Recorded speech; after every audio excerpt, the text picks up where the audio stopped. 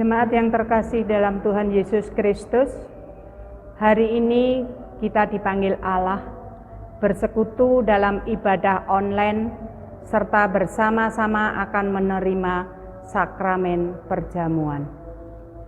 Video ini akan memandu kita dalam ibadah serta perjamuan kudus. Anggur dan hosti yang telah dibagikan oleh majelis kiranya dapat disiapkan sebagai sarana kita menghayati pengorbanan tubuh dan darah Kristus sebagai dasar keselamatan kita. Marilah kita bangkit berdiri. Mari kita memasuki peribadatan dengan menaikkan Kidung Jemaat 10, bait 1, Pujilah Tuhan Sang Raja.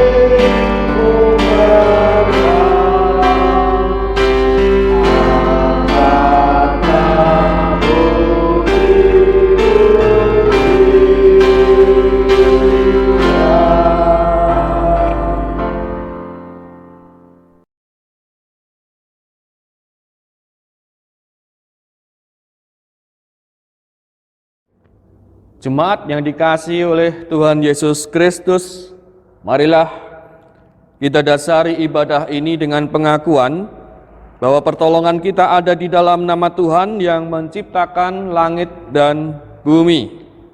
Ia memelihara jemaatnya dengan kasih setia dan tidak pernah meninggalkan perbuatan tangannya. Kasih karunia dan damai sejahtera dari Allah Bapa kita dan Tuhan Yesus Kristus beserta saudara-saudara sekalian. Amin.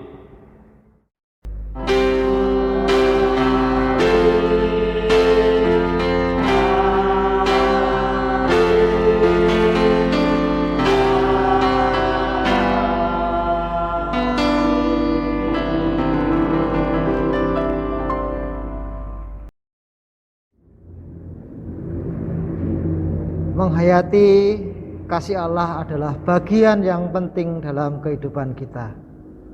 Segarnya udara yang kita hirup, suburnya tanah yang kita tempati, serta jernihnya air yang kita minum adalah berkat Tuhan yang senantiasa hadir dalam kehidupan kita.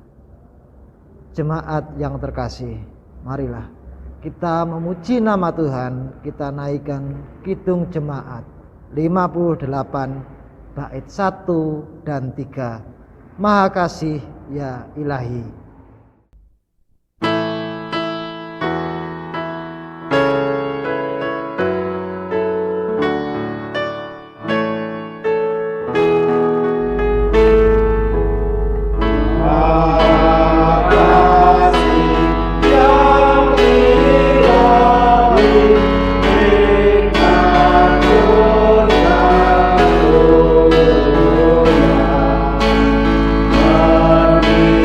Yeah.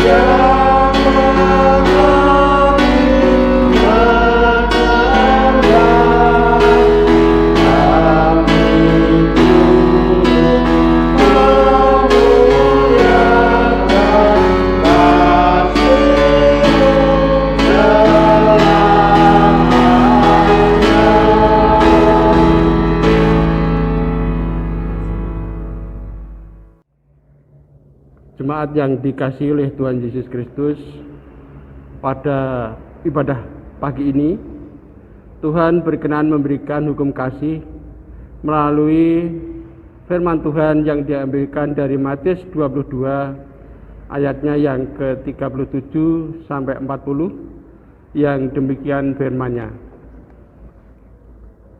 Jawab Yesus kepadanya, "Kasihilah Tuhan Allahmu dengan segenap hatimu, dan dengan segenap jiwamu, dan dengan segenap akal budimu. Itulah hukum yang terutama dan yang pertama. Dan hukum yang kedua yang sama dengan itu ialah, kasihilah sesamamu manusia seperti dirimu sendiri. Pada kedua hukum inilah tergantung seluruh hukum Taurat dan kitab para nabi." Dalam kesempurnaan kasih Allah, mari kita menyadari dosa-dosa kita. Mari kita menyadari kelemahan kita. Mari kita mengakui keangkuhan kita. Mari kita menyadari betapa hina diri kita di muka Tuhan Yesus. Marilah kita menyanyikan Kidung Jemaat 29, bait yang pertama dan kedua, di muka Tuhan Yesus.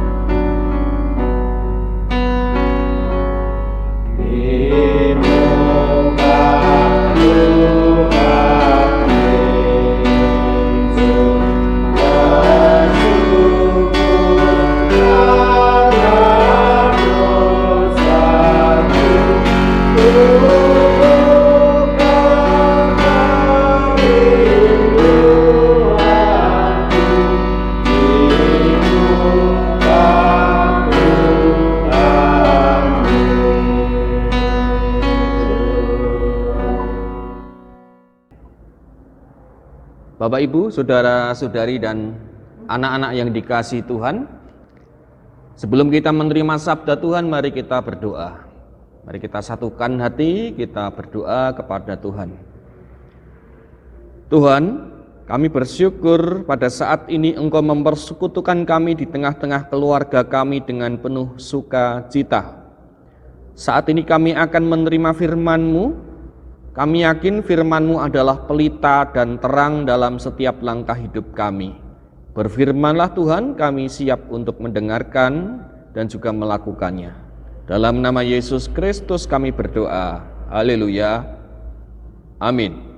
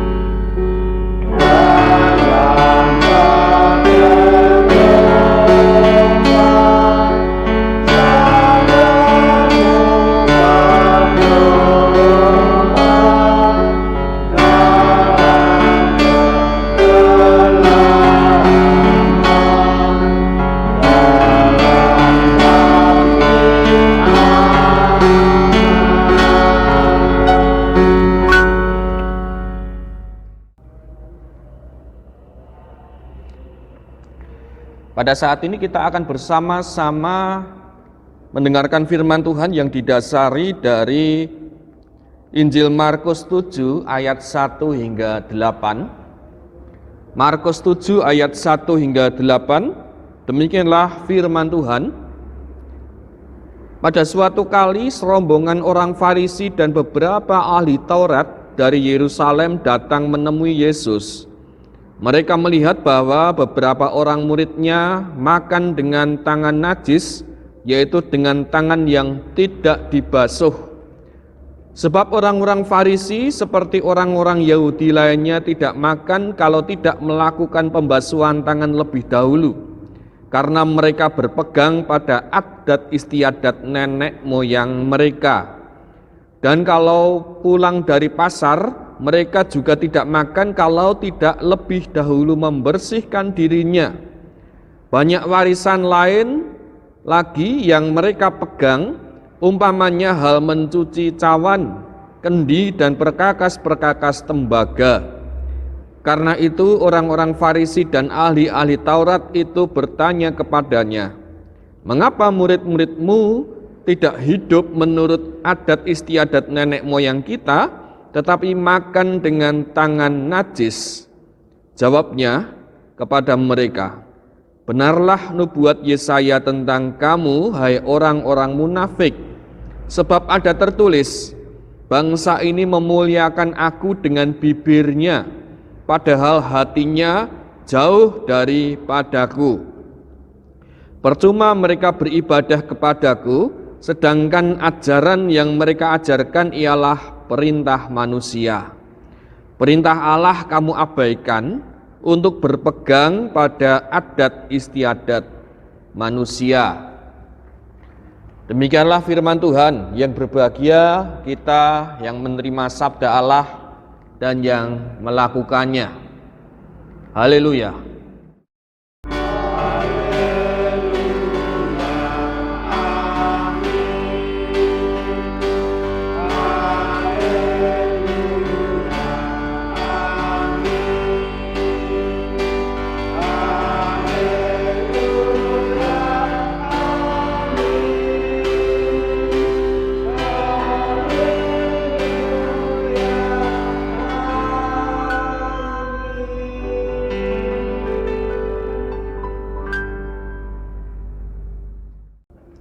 Shalom Bapak Ibu, saudara-saudari dan anak-anakku yang dikasihi oleh Tuhan Yesus Kristus. Kita pada saat ini masih berada dalam ibadah online, persekutuan bersama di tengah-tengah keluarga kita mengingat masa PPKM di level yang keempat. Nah, disinilah kita dihimbau untuk belum beribadah di gereja secara langsung, tapi kita dihimbau untuk beribadah di rumah masing-masing. Kiranya dalam peribadatan ini kita semakin dikuatkan, kita semakin diberkati, apalagi nanti kita akan bersama-sama menerima perjamuan kudus.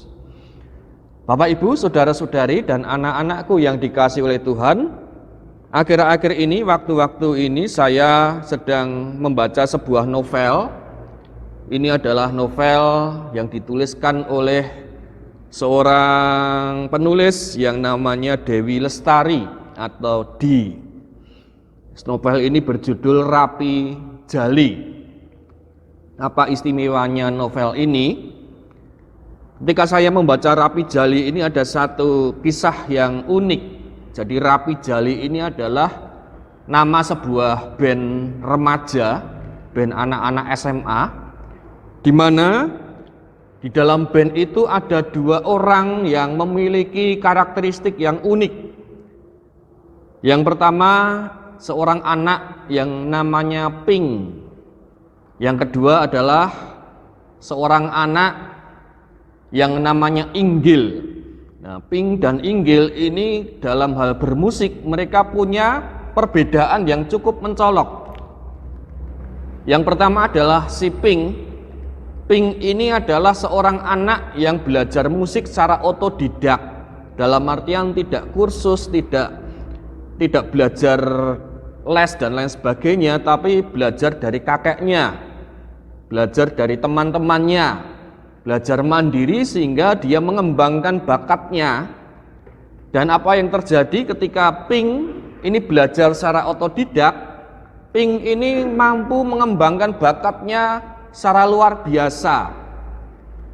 Nah, berbeda dengan teman satu bandnya yang namanya Inggil. Inggil ini belajar kursus, yaitu belajar dari sebuah buku partitur gitar klasik. Dia mencoba untuk mengulik lagu dari partitur gitar klasik. Inggil pernah belajar dari seorang gitaris, dan disitulah bagaimana Inggil mengembangkan musiknya dari pembelajaran secara formal, pembelajaran melalui buku, dan juga pembelajaran dibimbing oleh guru musik. Lalu bedanya apa Pink dengan Inggil ini? Nah, disinilah bagaimana mereka berjumpa dengan perbedaan mereka. Pink memiliki kemampuan improvisasi yang cukup hebat. Dia memiliki daya imajinasi yang cukup baik.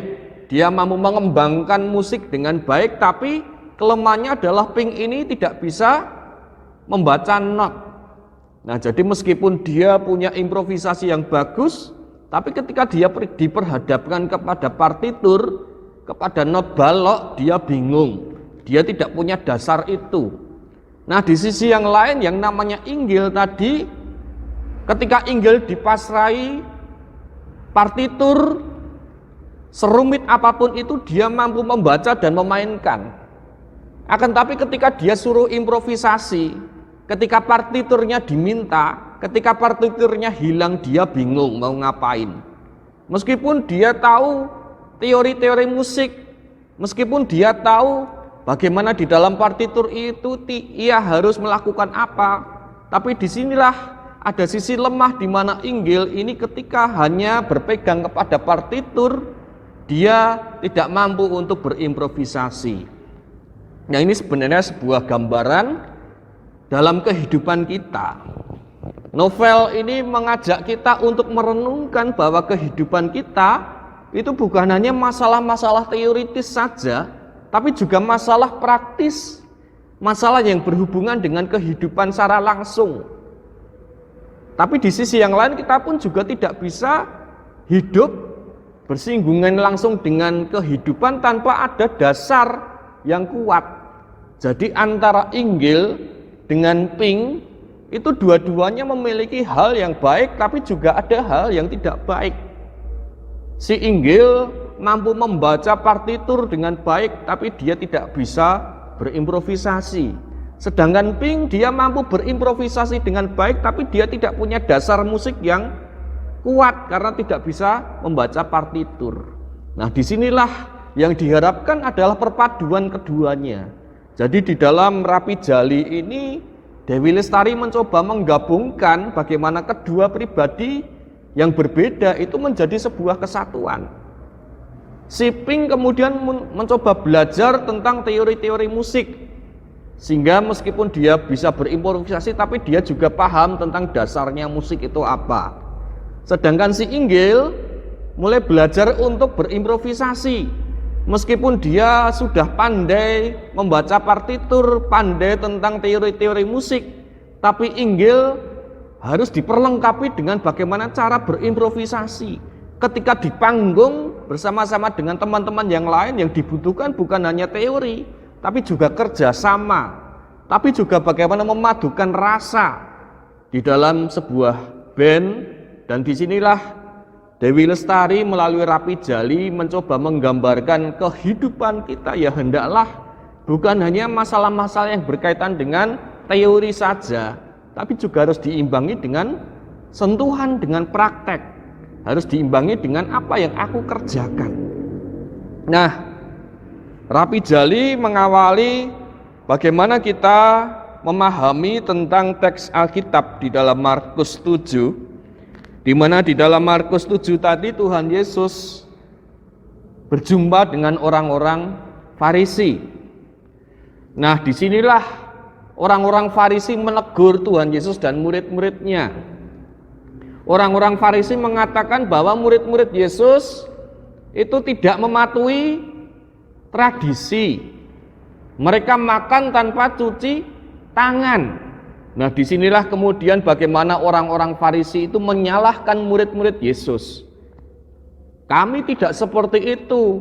Tradisi kami, tradisi orang Yahudi, itu kalau sebelum makan ya nggak harus cuci tangan, membersihkan tangan, kaki, dan badan sebagai bagian di mana disitulah menganggap kesakralan hidup, kesucian hidup harus dijaga. Nah, disinilah Tuhan Yesus mencoba menjelaskan. Tuhan Yesus mencoba untuk membongkar tradisi yang ada. Tuhan Yesus mencoba untuk memperlihatkan bagaimana kehidupan manusia itu sebenarnya tidak hanya terpaku kepada tradisi saja. Manusia harus tahu akarnya. Kenapa kok harus cuci tangan? Kenapa harus membasuh kaki? Nah, inilah yang menjadi kesalahan dari orang-orang Farisi. Mereka mencuci tangan, membasuh kaki itu hanya sebuah kebiasaan saja. Mereka melangsungkan tradisi tanpa tahu artinya apa. Mereka melangsungkan tradisi tanpa memahami intinya apa. Dan ini yang dibongkar oleh Tuhan Yesus. Bagaimana murid-murid Tuhan Yesus ketika makan memang tidak cuci tangan dulu, tapi disitulah bagaimana yang menjadi inti itu bukan masalah cuci tangannya. Hal yang sepele itu menjadi hal yang dipersalahkan oleh orang-orang Farisi ketika melihat bagaimana cuci tangan itu suatu hal yang berkaitan dengan dosa dan tidak, salah dan benar. Nah, inilah yang dikritik oleh Tuhan Yesus. Orang-orang Farisi hanya melihat, oh ini salah, oh yang benar seperti ini. Oh itu dosa yang tidak dosa seperti ini. Dan itu dipakai sebagai senjata untuk membenarkan diri mereka. Ini loh, aku sudah melakukan tradisi. Ini loh, aku sudah melakukan kebiasaan-kebiasaan yang dianggap baik oleh nenek moyang. Ini loh, aku sudah melakukan sesuatu yang benar menurut tradisi Yahudi. Sehingga dianggaplah yang lain itu salah, dianggaplah yang lain itu keliru. Nah, disinilah kita mencoba melihat bagaimana Tuhan Yesus mencoba untuk melihat tradisi itu bukanlah sesuatu pagar yang kaku, bukanlah sesuatu pagar yang membuat manusia terbatas, terkungkung, terpenjara di dalamnya. Tradisi itu bisa berkembang. Tradisi itu bukan hal yang hanya untuk membuat orang berada dalam salah ataupun benar. Tapi tradisi itu sarana kita untuk berhubungan dengan orang lain, berhubungan dengan Tuhan, berhubungan dengan semesta alam. Dan disinilah Tuhan Yesus mencoba untuk mengunci perbincangan perdebatan ini dengan satu perkataan yang cukup terkenal, yaitu di dalam ayat yang ke-15, apapun dari luar yang masuk ke dalam seseorang tidak dapat menajiskannya, tetapi apa yang keluar dari seseorang itulah yang menajiskannya. Jadi Tuhan Yesus mencoba untuk mengajak jangan terlalu mudah untuk menganggap ini najis, itu tidak najis. Ini benar, itu tidak benar. Ini haram, itu tidak haram. Disinilah Tuhan Yesus mencoba untuk mengubah pola pikir masyarakat pada waktu itu yang kaku. Dan hal ini sudah dilakukan banyak sekali contoh, seperti Tuhan Yesus menyembuhkan di hari Sabat. Hari Sabat itu dianggap sebagai hari yang suci, dan saking kuatnya mereka memeluk hari Sabat sebagai hari suci, sehingga ketika ada orang sakit tidak dilayani. Ya, ini tidak benar. Disinilah Tuhan Yesus mencoba untuk membuka pemahaman orang-orang pada waktu itu, lebih memahami lagi bagaimana tradisi ini jangan menjadi sandungan. Bagaimana tradisi ini jangan menjadi ganjalan dalam kehidupan bersama. Kalau masalah cuci tangan, kemudian berlarut-larut menjadi permasalahan, oh ini benar, ini salah, ini najis, ini tidak, ini halal, ini tidak. Nah, disinilah kemudian muncul permusuhan, muncul sesuatu yang tidak baik. Yang tadinya baik-baik saja, yang tadinya saudara, tapi karena masalah-masalah sederhana, akhirnya menjadi kacau, akhirnya menjadi saling menyalahkan, akhirnya saling membenarkan dirinya. Nah, oleh karena itu Tuhan Yesus mengatakan yang najis itu bukan apa yang masuk ke dalam mulut kita. Apa yang kita makan itu semuanya baik-baik saja. Tapi justru yang najis itu apa yang keluar dari mulut kita. Seringkali kita mengucapkan hal yang menyakitkan orang lain, itu najis. Seringkali kita melukai perasaan orang lain, nah itu sebenarnya hal yang najis. Tanpa kita sadari kita sudah menjadi batu sandungan bagi orang lain. Bukan masalah apa yang kita makan, apa yang kita minum, apa yang kita konsumsi, bagaimana cara kita makan. Nah, sama seperti tadi di Rapi Jali tadi kan ada yang namanya pink, yang ada juga namanya inggil. Nah, si inggil ini sangat kuat dalam hal memegang teori musik. Bermusik itu harus ada partiturnya. Kalau tidak ada partiturnya, akhirnya yang terjadi adalah dia tidak bisa melakukan apa-apa. Nah, inilah yang dikritik oleh Dewi Lestari. Bermusik itu tidak hanya membaca notasi saja. Bermusik itu tidak hanya menghafalkan teori saja, tapi bermusik itu juga harus diimbangi dengan bagaimana mendengarkan yang lain, menghayati keselarasan, mencoba memadukan bunyiku dengan bunyimu, musikku dengan musikmu. Dan di sisi yang lain pun juga Dewi Lestari pun juga mengkritik tentang hadirnya improvisasi penting, tapi juga harus ada dasarnya. Harus ada bagaimana teorinya, harus ada bagaimana itu lahir dari sebuah dasar yang kuat. Nah, disinilah kita mencoba belajar tentang kehidupan bersama kita. Seperti apa yang diungkapkan Yesus, jangan terlalu gampang kita menyalahkan orang lain. Jangan terlalu gampang kita menganggap orang lain itu sesat. Jangan terlalu gampang kita menganggap orang lain itu keliru, sama seperti orang Farisi melihat murid-murid Yesus tidak cuci tangan, salah, sesat, tidak menaati tradisi. Tapi cobalah kita melihat ke dalam diri kita sendiri. Jangan-jangan kita sendiri yang salah, jangan-jangan kita sendiri yang sesat, jangan-jangan kita sendiri yang harus bertobat.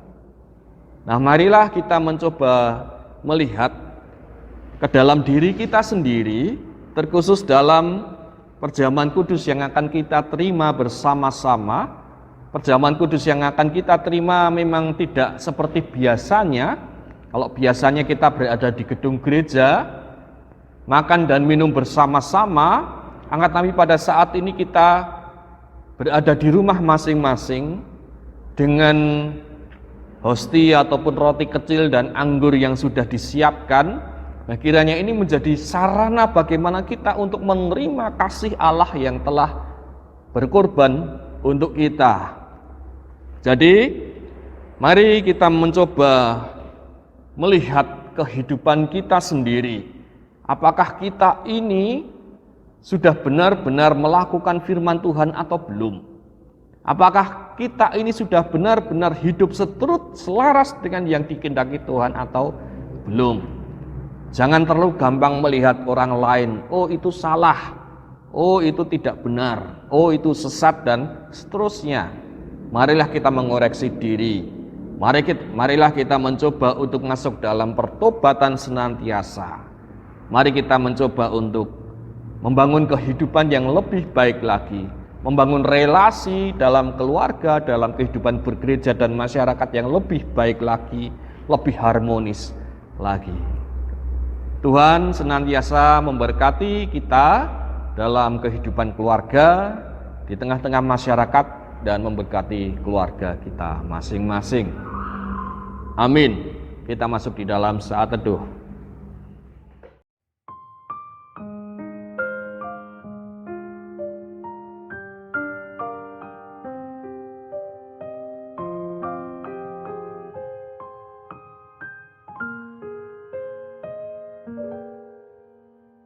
Jemaat yang dikasihi oleh Tuhan Yesus Kristus, sebagaimana telah diwartakan di dalam warta gereja, di dalam kebaktian ini kita akan menerima sakramen perjamuan. Sakramen perjamuan ini sebagai sarana untuk memelihara iman kita. Pelayanan sakramen perjamuan ini didasarkan pada perjamuan malam menjelang Tuhan Yesus disalibkan. Dalam perjamuan itu, Tuhan Yesus mengambil roti, memecah-mecahkannya dan memberikannya kepada para murid. Katanya, "Inilah tubuhku yang diserahkan bagi kamu. Perbuatlah ini menjadi peringatan akan aku." Demikian juga dilakukannya dengan cawan sesudah makan. Ia berkata, "Cawan ini adalah perjanjian baru oleh darahku yang ditumpahkan bagi kamu." Saudaraku yang dikasihi Tuhan, sebagai sarana untuk memelihara iman, sakramen perjamuan kudus mengandung 4 maksud. Yang pertama adalah roti dan anggur sebagai lambang tubuh dan darah Tuhan Yesus, menunjukkan dan mengingatkan bahwa penyaliban dan kematian Tuhan Yesus adalah dasar penyelamatan bagi manusia. Yang kedua, sakramen perjamuan kudus menunjuk dan mengingatkan bahwa orang-orang percaya merupakan keluarga Allah. Dan yang ketiga, sakramen perjamuan menunjuk dan mengingatkan ke dalam perjamuan yang sempurna di surga sebagai kesempurnaan keselamatan kita. Serta yang terakhir, sakramen perjamuan menunjuk dan mengingatkan hal pemberitaan tentang kematian Tuhan Yesus sampai saat Ia datang untuk kedua kalinya.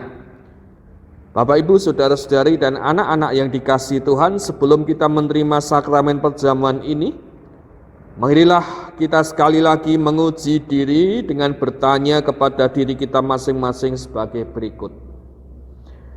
Yang pertama, apakah kita sungguh-sungguh menyadari dan mengakui bahwa kita berada dalam kondisi tidak selamat karena dosa, dan dengan kekuatan kita serta usaha kita sendiri, kita tidak mampu melepaskan diri dari kondisi tersebut, sehingga kita membutuhkan juru selamat yang berkuasa untuk melepaskannya, yaitu Tuhan kita, Yesus Kristus. Dan yang kedua, apakah kita sungguh-sungguh bertobat dan menyerahkan diri dengan penuh keyakinan kepada Allah yang menyelamatkan manusia melalui kematian dan kebangkitan Tuhan Yesus Kristus.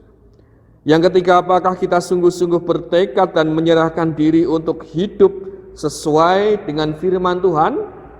Dan yang terakhir, apakah kita sungguh-sungguh bertekad senantiasa menjalani hidup penuh rasa syukur atas anugerah penyertaan Allah? Saudaraku, selaku hamba Tuhan, saya menegaskan bahwa sakramen perjamuan ini disediakan bagi orang yang menyerahkan dirinya kepada Tuhan Yesus dengan menyesali dosa-dosanya serta memohon pertolongan Tuhan supaya dapat melaksanakan semua perintah Tuhan Allah. Mari kita berdoa bersama. Pada saat ini Tuhan, kami menyiapkan hati dan pikiran kami untuk menerima sakramen perjamuan kudus. Kiranya Engkau memberkati kami, agar sakramen perjamuan ini dapat menguatkan iman kami, dapat benar-benar menuntun langkah kami, dan Engkau kuatkan kami untuk memanggul salib-Mu, sehingga kami senantiasa bersyukur oleh karena keselamatan yang telah Engkau berikan kepada kami. Terima kasih Tuhan, dalam nama Yesus Kristus kami berdoa. Amin. Mari bersama kita naikkan nyanyian dari Kidung Jemaat 35, baitnya yang pertama.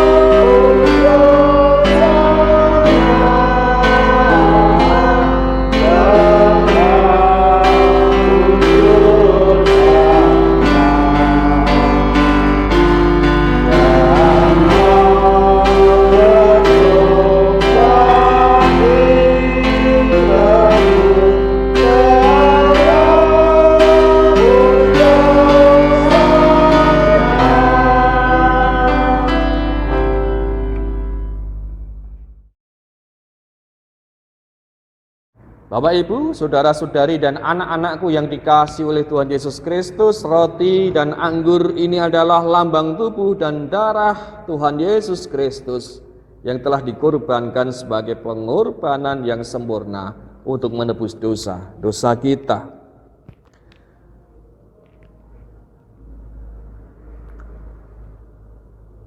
Roti yang dipecah-pecah ini adalah lambang tubuh Tuhan Yesus Kristus yang telah dikorbankan untuk menebus dosa kita.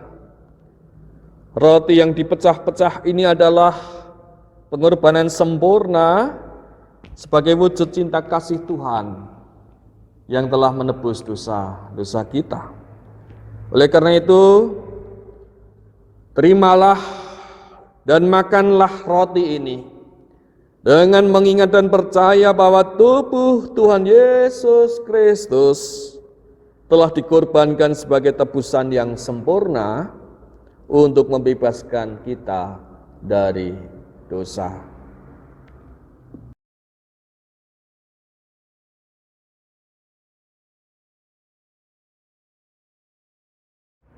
Mari kita menaikkan nyanyian dari Kidung Jemaat 35 baitnya yang ketiga.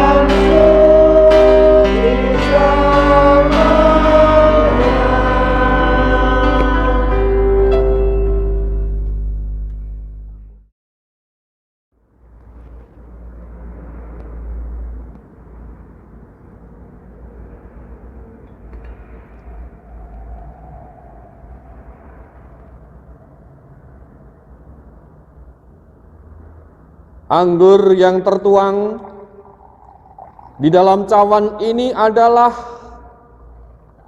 lambang darah Tuhan Yesus Kristus yang telah dikorbankan. Dan pengorbanan Tuhan Yesus inilah yang telah menebus dosa-dosa kita. Oleh karena itu, terimalah dan minumlah anggur ini dengan mengingat dan percaya bahwa darah Tuhan Yesus Kristus telah ditumpahkan sebagai tebusan yang sempurna untuk membebaskan kita dari dosa-dosa kita. Mari kita terima dengan penuh ungkapan syukur di hadirat Tuhan.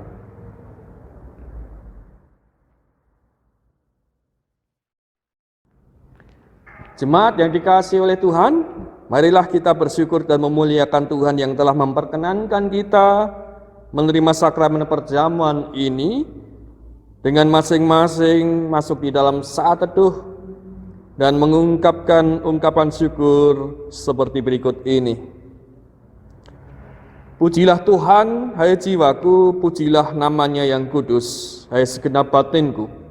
Pujilah Tuhan, hai jiwaku, dan janganlah lupakan segala kebaikannya. Dia yang mengampuni segala kesalahanmu, yang menyembuhkan segala penyakitmu. Dia yang menebus hidupmu dari lubang kubur, yang memahkotai engkau dengan kasih setia dan rahmat. Dia yang memuaskan hasratmu dengan kebaikan, sehingga masa mudamu menjadi baru seperti pada burung raja wali. Tuhan adalah penyayang dan pengasih, penyabar, dan berlimpah kasih setia. Tidak selalu ia menuntut dan tidak untuk selama-lamanya ia mendendam. Tidak dilakukannya kepada kita setimpal dengan dosa kita, dan tidak dibalasnya kepada kita setimpal dengan kesalahan-kesalahan kita. Tetapi setinggi langit di atas bumi, demikianlah besarnya kasih setianya atas orang-orang yang takut akan Dia. Sejauh timur dari barat, demikianlah dijauhkannya daripada kita pelanggaran-pelanggaran kita. Seperti Bapa yang sayang kepada anak-anaknya, demikianlah Tuhan sayang kepada orang-orang yang takut akan Dia. Oleh karena itu, aku senantiasa akan memberitakan kemuliaan Tuhan sekarang ini sampai selama-lamanya. Amin. Jemaat yang dikasihi oleh Tuhan, setelah kita menerima sakramen perjamuan kudus, dipersilakan untuk mengumpulkan persembahan syukur. Silakan persembahan dimasukkan di dalam amplop dan nanti akan dihimpun, dikumpulkan oleh pengurus wilayah dan juga pengurus blok yang akan diserahkan kepada KUHB. Dan mari bersama-sama kita masuk di dalam doa syukur dan syafaat. Kita satukan hati di dalam doa. Sungguh indah persekutuan pada saat ini di mana kami Engkau berikan kesempatan untuk menerima sakramen perjamuan. Tubuh dan darah-Mu benar-benar kuasa yang luar biasa yang telah membebaskan kami dari dosa, dan kami telah menerimanya melalui roti dan anggur, di mana kami menghayati keselamatan yang Engkau berikan adalah dasar cinta kasih-Mu kepada kami, wujud nyata bagaimana kasih-Mu yang sempurna dalam hidup kami.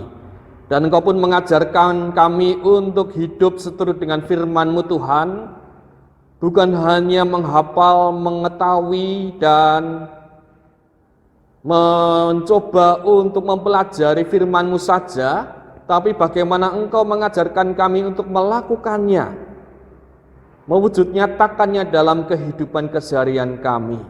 Tuhan, firman-Mu kiranya dapat menjadi kekuatan dalam hidup kami, menuntun dalam setiap langkah kehidupan kami. Dan saat ini kami akan menyerahkan pokok-pokok doa syafaat kami. Kami mengingat bagaimana pada saat ini hadirnya pandemi COVID-19 merupakan bagian yang tidak mudah untuk kami jalani. Adanya pandemi ini berdampak dalam berbagai bidang, baik bidang ekonomi, bidang pendidikan, bidang sosial, budaya, dan sebagainya. Mampukan kami untuk terus bertahan dan berjuang. Mampukan kami untuk saling menguatkan, saling menghibur. Terkhusus bagi saudara-saudari kami yang pada saat ini berjuang dalam kelemahan tubuhnya karena adanya virus COVID-19, kiranya Engkau memberkati mereka, memulihkan mereka, dan menghibur mereka. Berkati juga para dokter, juru rawat, tenaga ahli dalam hal medis, dalam mereka berjuang, dalam mereka bekerja, dalam mereka berkorban. Kiranya apa yang mereka kerjakan dapat mewujud nyatakan berkat-Mu, dapat memulihkan keadaan ini, dan Engkau senantiasa menyertai kehidupan mereka dengan cinta kasih-Mu. Saat ini pun kami menyerahkan Tuhan persekutuan kami di gereja ini. Bagaimana di GKJ Ceper ini Tuhan kami bergumul akan kelemahan kami masing-masing. Mampukan kami untuk saling menguatkan. Mampukan kami untuk saling peduli satu dengan yang lain. Mampukan kami untuk saling berbagi sukacita. Berkatilah Tuhan para pelayan seperti majelis gereja, pengurus komisi, pengurus blok, pengurus wilayah, guru-guru sekolah minggu, hingga bagaimana pelayan-pelayan ibadah serta karyawan-karyawati gereja. Perlengkapi kami dengan ketekunan dalam melayani, kesabaran dalam melayani, sehingga pelayanan kami dapat berbuah hasil yang luar biasa, yaitu kemuliaan nama-Mu saja. Mampukan kami Tuhan untuk dapat menjadi berkat, menjadi terang dan garam di tengah-tengah kehidupan ini. Dan kami pun menyerahkan saudara-saudari kami, warga gereja yang pada saat ini bergumul dengan kelemahan tubuh mereka, baik mereka yang sudah berusia lanjut ataupun karena pergumulan dengan penyakit mereka. Berkatilah, sembuhkanlah, lawatlah, berikanlah harapan dalam setiap kehidupan mereka. Terima kasih Tuhan, kami pun menyerahkan bagaimana pemerintah kami di dalam menata kehidupan berbangsa dan bernegara ini. Berikanlah hikmat kebijaksanaan di dalam mereka menata dan melayani. Kami serahkan juga setiap permohonan kami, pribadi lepas pribadi kami, sungguh kami meyakini ketika kami berserah kepadamu, hanya Engkaulah sumber kuasa, kekuatan yang dapat menyertai langkah kehidupan kami. Dan kami serahkan doa ini, ungkapan syukur, serta permohonan-permohonan kami ini hanya dalam satu nama, di dalam nama Tuhan kami Yesus Kristus. Terpujilah namamu, kekal untuk selama-lamanya. Haleluya. Amin. Jemaat, kami mohon untuk bangkit berdiri bersama jemaat dan orang-orang percaya di dunia. Marilah kita menguatkan iman kepercayaan kita dengan mengucap pengakuan iman rasuli. Aku percaya kepada Allah Bapa yang Maha Kuasa, Khalik langit dan bumi, dan kepada Yesus Kristus, anaknya yang tunggal Tuhan kita, yang dikandung daripada Roh Kudus, lahir dari anak darah Maria, yang menderita di bawah pemerintahan Pontius Pilatus, disalibkan, mati, dan dikuburkan, turun ke dalam kerajaan maut. Pada hari yang ketiga bangkit pula dari antara orang mati, naik ke surga, duduk di sebelah kanan Allah Bapa yang Maha Kuasa, dan akan datang dari sana untuk menghakimi orang yang hidup dan mati. Aku percaya kepada Roh Kudus, gereja yang kudus dan am, persekutuan orang kudus, pengampunan dosa, kebangkitan daging, dan hidup yang kekal. Jemaat yang terkasih di dalam Tuhan kita Yesus Kristus, marilah kita memuji nama Tuhan. Kita nyanyikan Kidung Jemaat 339 bait 1 dan 2. Maju Laskar Kristus.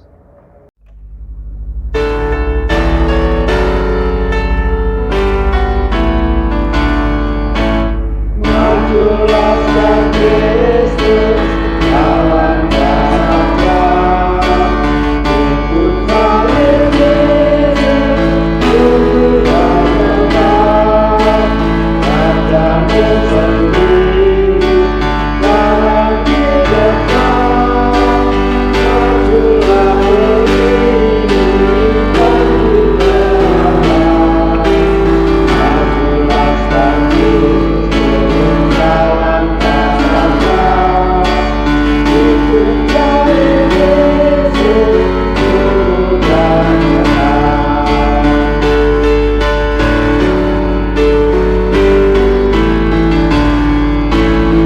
Saat dianjurkan dan dibelenggu, kuasa Injil mundur di kawan tangguh.